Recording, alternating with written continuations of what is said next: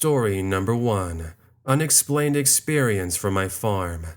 Before I start my story, I just want to say that I still don't know who this person was, and it still remains a mystery to me and my family. Even though this happened over 10 years ago, I can still remember it like it happened yesterday. Okay, so with that said, allow me to take you back to my high school years. I'll go ahead and start off with as much detail as I can, so that way you can truly feel like you were there with me. So, bear with me for right now. It was around 2006, and at the time I was 15 years old. Along with me were my mom, my dad, and our golden retriever, who in this story we will call Bailey. Now, I wasn't just like your average ordinary teenager. I was homeschooled, and when I wasn't spending time reading and studying, I would be helping my dad with our farm, which I'll go ahead and talk about now. See, we lived pretty much out in the middle of nowhere in Oklahoma. Our family owned a farm, and my dad actually distributed food to the towns that were a couple of hours away from us. To give you a picture of our location, just imagine being surrounded by nothing but miles of farmlands as far as the eye can see. You can see fields, farm animals, trees, pretty much the complete opposite of what you would find in the towns. In order to get to our property, there was a single road you can take that was about 2 miles in length. You would start from our house, then you would go all the way down until you reached a stretch of highway. From there you drive another 20 miles until you get to the nearest town. As for our house itself, it was a 2-story, 4-bedroom household that featured things you would normally find in a house. I'd say one nice thing was the balcony we had. I was lucky to have it for my room, and this is where I could see out into the fields. Not that I would need to anyways, because all I could see was my dad working. So, as you can tell, you don't really expect to find any strangers on our property since there aren't any signs or roads that indicate we are here. Actually, the entrance to our property is locked. It's by one of those barriers you had to remove the chain to open. Growing up there alone did get lonesome. However, that's where my cousin played a part. My cousin Adam lived a couple of hours away from me, but he was pretty much like my older brother. I can still remember all the times we would spend our summer nights on the balcony, looking up at the stars above us and telling stories. Honestly, I miss those days. Now it's just me spending hours on my phone.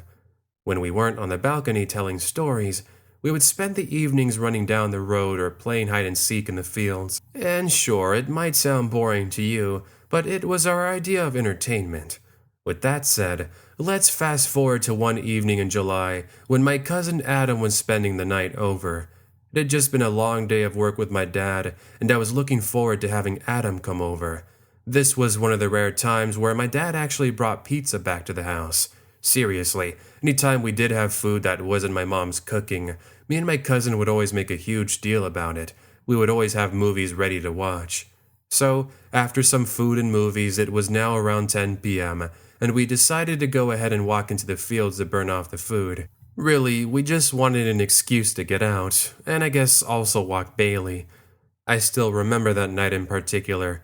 It was a cooler than normal summer evening, 60 degrees, with a light breeze and the moonlight above us was full. Honestly, there was no need for light since the moonlight above us was like the sun. Still, we brought a couple of lamps just in case. So we go ahead and walk down the road for a bit, then head off into the field where we had a swing set. Right next to it was a little river where me and my cousin were also planning on visiting. We go ahead and head on over to the river, and we sat there with Bailey for a bit, talking about the movies we had just watched. At this point, it's now around 11 p.m., and we're starting to think about heading back. But first, we wanted to go ahead and go to the nearby hillside to get a view of our property.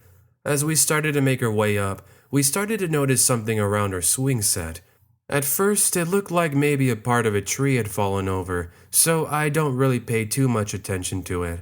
Even so, I mentioned it to Adam. Hey Adam, is it just me, or am I noticing there being something by the swing set? Look. Oh yeah, you're right. I don't know. I guess your dad forgot to pick that up. But yeah, I don't remember seeing that there. All of a sudden, we saw that it got up and it started walking around. It was obvious now that something or someone was out there. Hey, do you think your dad forgot to take one of the farm animals back inside the barn? My cousin did have a good point there, But you have to realize that we just put all the animals back inside the barn hours ago. I know for sure we counted each and every one before calling it a night. Regardless, we decided to start making our way on over, thinking perhaps one of them had gotten out. The only thing is, as we got closer, the more we started to realize it was a person walking around, not so much a farm animal. I remember this was the point when me and Adam both yelled out, and whoever this person was immediately turned around and faced us. Now just imagine this for a second, being out in the middle of nowhere late at night, and this random person is out there on your property doing who knows what, or better yet, you don't know if they had anything planned for you. We stood there frozen as we're face to face with this man in a darkened robe and what appeared to be a large wrench in one hand. As we stare for what seemed like hours, we start hearing movement around us in the fields. Suddenly, we are becoming aware that this guy wasn't alone, because Bailey then starts letting out a low growling sound. Just like that, 2, 3, now 4 people wearing similar clothes are beginning to surround us, each appearing to be holding different tools. This was when we started running, heading back to our property, but here's the weird part. They didn't follow us. The last thing we remember seeing was a bright light appear behind us as we got further away from them. Eventually, we were far enough where we could no longer see anything. Obviously, me and my cousin are sweating at this point, and we're trying to come up with an explanation for whoever was out there.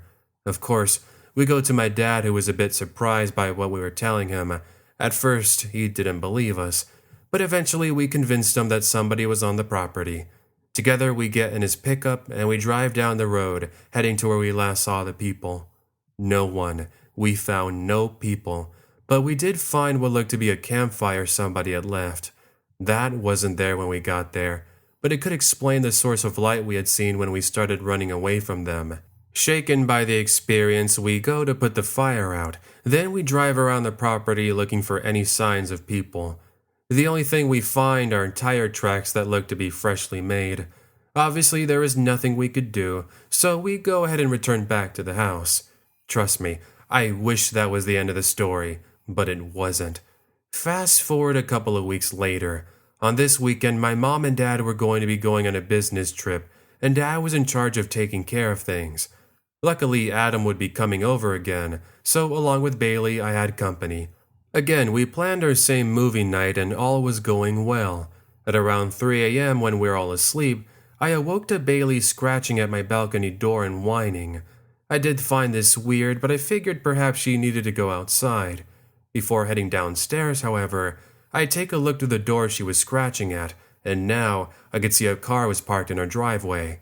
That was weird, especially considering my mom and dad wouldn't be home for a couple of days. As far as I knew, Adam's car was parked in the garage. This was when I noticed the front porch light suddenly come on, and I was able to see what looked to be people walking around our property. Now, remember those strange people from before? Well, it looks like they're back. This time around I wasted 0 time calling for officers, but I knew it would take them at least 30 minutes to get there. Either way, I make the call, and myself, along with Adam and Bailey, lock ourselves in the house, hoping they wouldn't try to get inside. It didn't appear like they did, because they now head on over to the barn where my dad kept most of his expensive tools and other belongings. From the balcony window, we are able to see as they break the door down and they make their way inside. With their pickup, we watch as they start putting things in the back, eventually taking off back down the way they had arrived. Sadly, by the time help arrived, it was already too late. These guys were nowhere to be found. We did our best to give a description, but since we never actually were able to see the license plate nor their faces, they never were found. After that happened, I refused to stay there by myself, and I no longer walked out late at night. In case you were wondering, they never did return. It's been years since it happened, and I've since moved away and gotten married. It's only now that I remember this story and I tell it to all of you. One last thing to add is my mom and dad have since sold the farm, and now they live in another state. So, it's remained a mystery. Story number 3. A mysterious sighting in the state park. Back when I was in elementary school, me and my family used to spend every summer vacation at a rented cabin up near a state park in Montana. We normally would go there for 3 months, Then we would return right before school started in September. During our time there, things were pretty normal, and I can still remember the times when my sister and myself would go swimming in the lake or go camping in the woods. That was in the past. Now that I'm 25 years old, it's been at least 10 years. I was returning with my girlfriend to spend a weekend at that same cabin.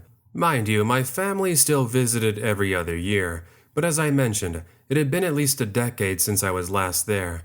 Either way, I was surprised to see that not really much had changed, apart from the extra room that was built. It acted as an entertainment room which we ended up using to watch TV. Fast forward to one afternoon, me and my girlfriend decided to go for a walk into the nearby woods. I guess since it's been a while, I hadn't really remembered how difficult the trails were to maneuver. Eventually, we arrived to an opening that features this picturesque scene. Just imagine it in your head, a lake with a field of flowers and mountains off in the distance. It was truly the ideal location to be at peace. However, that didn't turn out to be the case. Regardless, we went ahead and sat down by the water admiring the view. At the time, I was really into painting and drawing, so this is when I started painting an art piece for my girlfriend I was working on. I figured since she was here, I would go ahead and include her in the picture. Hours went by as we talked and laughed, and I myself kept drawing. Now, I don't remember exactly how long it was, but there came a point, I'd say around sundown, when I started to become really nervous. It's like my senses were on high alert, warning me about something. I'd heard what sounded like movement behind me, but any time I would look there, I wouldn't see anything. Of course, I wasn't looking to worry my girlfriend, so I just made the excuse of saying I was looking for inspiration, an obvious lie. Fast forward about 10 minutes, and now my girlfriend was the one appearing nervous. She told me that as I was drawing, she happened to look into the nearby woods, and she was able to see horns, the kind you might see on a sheep or an elk. The only thing is she described seeing that it was tall. It almost looked like a person. I nervously laughed, saying that she probably just saw an elk, and I left it at that. After all, it's a set of woods. It's not a surprise to see animals. I mean, there were some birds chirping, and we even saw some squirrels and rabbits. Still, I could see from the look on her face that she knew something else was in the woods, and I started thinking about the feelings I had earlier. This was when we figured it was a good time to start heading back to the cabin. After all, it was getting late, and it was almost nighttime. As we get up and are turning to head off into the woods, we are able to notice this strange smell. I guess the best way to describe it was it smelled like a sewer system combined with iron. That was then followed by what sounded like a woman laughing, or almost like somebody was copying our voices. That's honestly the best way for me to describe it. Nervously, we both started backing away from the woods, and that's when a set of horns comes into view. See, I told you there was an elk out here. That explains the noises we were hearing. Come on, let's go. Finally convinced that that was the answer, we decided to leave it alone, and we would walk all the way to the other side of the lake, as not to bother it. We are now on the other side of the lake, but that's when we noticed something walking around the area we were just at. Again, we can see the horns, but it looked like they belonged to somebody that was walking on 2 feet. It's like somebody was wearing a mask. At least, that's how we were trying to explain it. Mind you, it's sort of difficult to see, but you can still make the outline out. Suddenly, we hear a yell that sounded like the mix of a person and an animal, and that's when we take off running back to the cabin. In the end, we never did find out what it was, but we did see some strange tracks and footprints in the mud the next morning around our cabin. We haven't gone back since. Of course, now I hand the question to you. What do you think it could have been? I don't even know where to begin with, but please, I would like some serious ideas so that I can finally relax. Well, at least try to. Story number 4. The Nightly Visitors. This occurrence happened last winter on my property in Utah. At the time, I was 29 years old, and I was living on my own. I did have a German Shepherd and still do who kept me company, however. We will call him William in this story. My property sat right next to a set of woods that was sort of on a slope. As for my home, it was built by my father many years ago, and now that I was living on my own, my dad offered to let me stay there. It had sat empty for about 10 years and it acted as a vacation home. This is actually where me and my family would spend our summer vacations. It acted as a getaway from the busy lifestyle of work and school. Now that I was looking for a place for myself, I was the one living here. Anyways, this property is sort of in the middle of nowhere, and you would have to drive down about a mile of dirt road to arrive. Normally, it was just me and William, but oftentimes I would have family who visited me. However, the visitors I got this one evening weren't exactly anybody I recognized. Actually, I don't even know if they were people. Sounds weird, I know, but allow me to go into further details. It was a Saturday evening, and it had been raining for most of that afternoon. Therefore, I had chosen to stay indoors and watch television. At around 1 a.m., the rain had finally let up, and things were pretty quiet. This was when I went ahead and get up to get some milk from the kitchen. As I head on over, I can hear William barking from the living room. I'll admit, it did startle me at first, but I figured he might have seen an owl or something. Honestly, it's not a surprise to hear them this late at night, and I did have a tree next to my window they normally sat at. Anyways, I go ahead and get some milk and cookies, but I do notice the light we have outside turned on. As I go on over to check it out, I just catch what looks to be the shadows of people running off behind the house. See, from where I was located, I had a perfect view of the front yard. Therefore, I could see if anybody was walking around the property. This is why I found the light turning on weird. Mind you, I don't see any cars or vehicles nearby, so it's not like somebody drove here. Regardless, I ignore it thinking my eyes were playing tricks on me, and I return back to the living room. Only that now I can see William was scratching at the door. He now begins to whine, indicating he needed to go outside. Annoyed by this, I open the door and I watch as William goes around to the other side of the house to do his business. Not even 10 seconds later, he comes back running inside the house looking nervous. I'll tell you something about William. He's the bravest dog I know, and for him to be acting this way was truly showing me that something had got into him. So, to reassure myself and William nothing was here, I close the door behind me and start making my way over to where he had run from. I don't see anything at first, but that's until I happen to look into the nearby woods. There, standing right alongside the trees, are what look to be 3 people seemingly just staring back at me. I of course thought they were trees, but that's until I could see them move. This was when I run back inside and soon I'm on the phone. Needless to say, the entire area is searched, but no one or nothing is found. I don't know who these people were, but I never did see them again, and it's remained a mystery ever since. Story number 5. Unexplained activity at the Grand Canyon. Sure, I have an experience for all of you, and it's remained a mystery to us ever since. This occurred a couple of summers ago when me and my roommates decided to take a 3-day mini vacation. Our destination, the Grand Canyon. We had always heard so much about it, including the national parks and the amazing sights to see.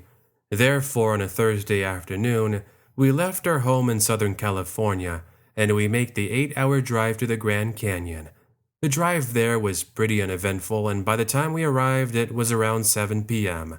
Tired and hungry, we decided to go to a nearby diner to get some food. While doing so, I go ahead and start calling some of the nearby motels, so that way my friends and I could get some sleep. As it turns out, however, this weekend was pretty busy, and most of the motels I called were full. This was when I went ahead and looked at Airbnb. Surprisingly, there were a couple of them opened, and with the reasonable prices, I booked us a place to stay. Though looking back, I never did look at the 1-star rating it had. Anyways, we go ahead and drive about 30 minutes outside of this little town until we arrive at our little house for the night. Right away, you could tell this place was old. Now I was starting to think that maybe it was a better idea just to camp outside. Obviously, it was way too cold to stay outside, so we go ahead and go in. The outside of the house looked pretty old, but the inside was actually pretty nice. I still remember all the pretty pictures and paintings that were on display. We go to our rooms and we just end up getting some sleep. The only thing is that around 3 in the morning, I awoke to the sounds of somebody knocking and even footsteps. Annoyed that my friends were up, I get up from bed and I noticed that my 2 friends were fast asleep. As a side note, we were all in the same room because for whatever reason, we had this strange feeling when we first entered. It's hard to explain, but it's like you felt eyes on you. You just couldn't explain whose they were. Anyways, I get up and start making my way down this hallway, where suddenly, I'm surprised to see a shadow quickly moving toward what looked to be the kitchen. This was when I started to panic, because I thought maybe somebody had gotten inside the house. So, instead of going back to the room, I cautiously and carefully began walking around, half expecting somebody to be awaiting me. The thing is, the more I look around for any open windows or doors, the more I realize that this person was probably already in here to begin with. As I'm pondering this, I hear a loud crashing sound toward the back of the building, and that's followed by an alarm. Mind you, this was the smoke detector that was going off, not some sort of security alarm. This finally wakes up my friends as they meet up with me in the living room. Obviously, they're just as confused as me. We now go ahead and locate the alarm and turn it off. That's when we each feel this sudden cold air from out of nowhere. Honestly, that should have sent us running out. But what sent us running out, however, was hearing something fall over. Again, we look everywhere, but this time we notice the cupboards have been opened, and some of the pans had fallen down. Safe to say there were unexplained things happening there, so we just ended up leaving. We never did look more into it, since we didn't care about finding out more, but it's still something we think about sometimes. Also, I later on tried looking up the place on Airbnb, but I could no longer find it. Safe to say that whatever was going on there was enough to remove the listing. Awesome, looks like you're here at the end. Thank you so much, friends, for sticking around until the very end, and for watching today's story time. It's so nice to have you all here watching and listening, and I hope you'll continue to look forward to the amazing stories I have to tell you. So tell me, which story did you like the most? Let me know down below. And of course, since these stories were so mysterious, what are your ideas on the encounters? It's nice to be able to hear what you have to say. But hey, you know what time it is? It's question time. Let's see. Today's question matches with our video. Have you ever experienced something unexplained? If so, what was it, and what was it like? I myself have had quite the amount of mysterious stories, and even now, I can't even explain them. But hey, one last thing. I got some bonus video for you all. Awesome. Here we go. Hey there everyone, and welcome to the secret ending. So, since our video was about unexplained sightings, let's talk about one that's not so unexplained, but instead interesting and actually kind of cool. Here's a video that my mom took a while ago when she was visiting my Uncle Gary in Alaska. For those of you who have been around for quite some time, then you might be familiar with that name. My Uncle Gary has helped provide me with some awesome, amazing background footage. You've even seen him in the past videos. Honestly, it's great to have family who helps me out with filming. So yeah, here we have a mama moose with her little babies walking around looking for food. Now, these fellas are really big, and you probably don't want to mess with them. Still, it's such an awesome sight to be able to see these animals so close to you. Truly, it makes you appreciate nature. But yeah, very cool and exciting. So that's finally the end of today's video. I hope you enjoyed everything, and I hope I'll see you next time, because I've got more awesome stories on the way. But until then, take care, my friends, and have a great day. Bye.